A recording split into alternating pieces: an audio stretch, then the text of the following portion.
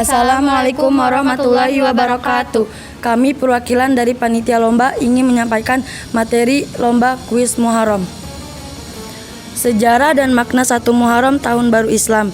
Sesungguhnya bilangan bulan pada sisi Allah adalah 12 bulan. Dalam ketetapan Allah di waktu Dia menciptakan langit dan bumi, di antaranya 4 bulan haram. Itulah ketetapan agama yang lurus. Maka janganlah kamu menganiaya diri kamu dalam 4 bulan itu, dan pergilah kaum musyrikin itu semuanya, sebagaimana mereka pun memerangi kamu semuanya. Dan ketahuilah bahwasanya Allah bersama orang-orang yang bertakwa. Quran Surat At-Taubah. Makna 1 Muharram tahun baru Islam.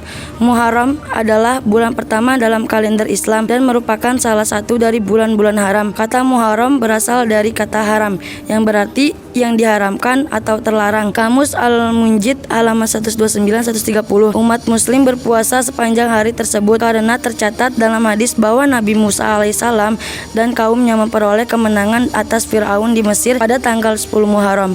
Kemudian Rasulullah SAW meminta umat Islam untuk berdoa pada hari tersebut, yaitu Asyura, dan pada hari sebelumnya, yakni hari yang ke-9 yang disebut Tasu'a. B. Sejarah dan awal penetapan 1 Muharram.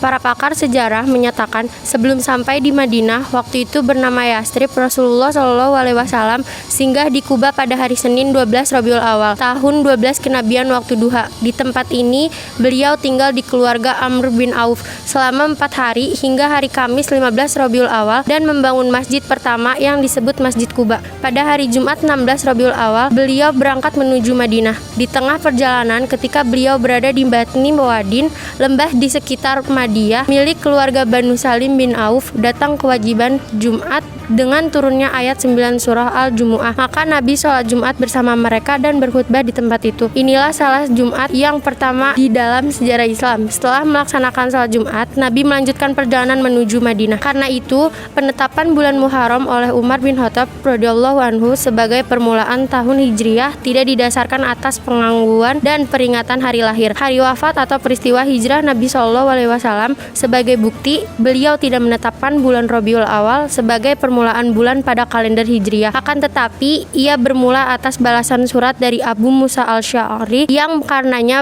beliau mengumpulkan para sahabat utama. Kemudian dari usulan Ali bin Abi Thalib radhiyallahu anhu serta para sahabat waktu itu pun menyepakatinya, sehingga diputuskanlah oleh beliau tahun Hijriyah Nabi SAW dan bulan Muharram sebagai awal kalender Hijriyah. C. Amalan bulan Muharram. 1.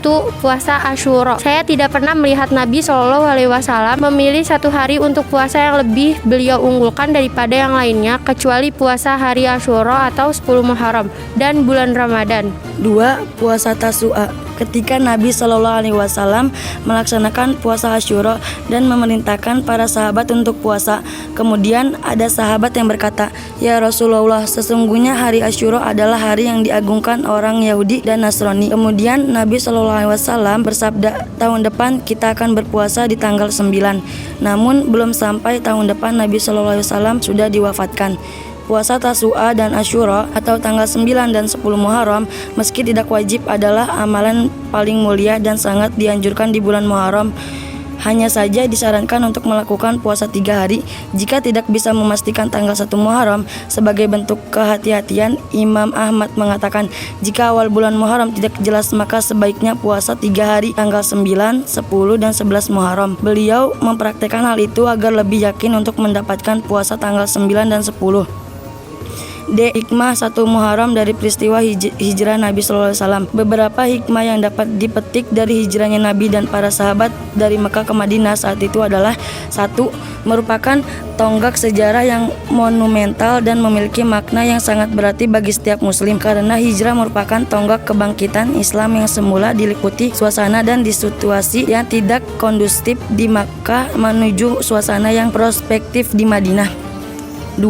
Hijrah mengandung semangat perjuangan tanpa putus asa dan rasa optimisme yang tinggi, yaitu semangat berhijrah dari hal-hal yang buruk kepada hal yang baik dan hijrah dari hal-hal yang baik ke yang lebih baik lagi hingga menuju suatu hal yang terbaik, baik dalam urusan duniawi maupun ukhrawi, baik secara lahir maupun batin, dan baik secara individual maupun sosial.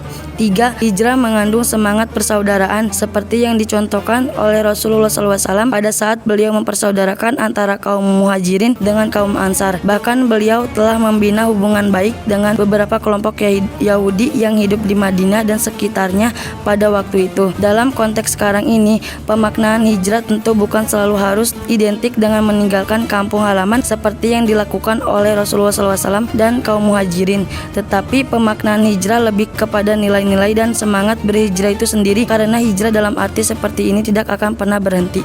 Kesimpulan 1. Bulan Muharram adalah salah satu bulan yang agung atau mulia di antara bulan-bulan haram lainnya, Zulqa'dah, Zulhijjah, Muharram, Rajab, sehingga dianjurkan mengisinya dengan hal-hal positif dan mulia.